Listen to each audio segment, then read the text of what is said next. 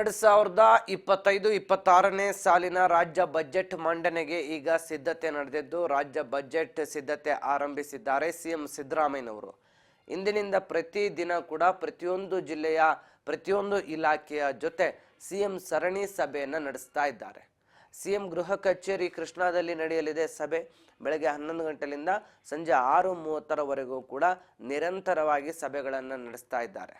ಒಟ್ಟು 13 ಇಲಾಖೆಗಳ ಜೊತೆ ಸಿಎಂ ಸಿದ್ದರಾಮಯ್ಯನವರು ಸಭೆಯನ್ನು ನಡೆಸಲಿದ್ದು ಪೂರ್ವಭಾವಿ ಬಜೆಟ್ ಸಿದ್ಧತೆಯನ್ನು ಮಾಡಿಕೊಳ್ತಾ ಇದ್ದಾರೆ.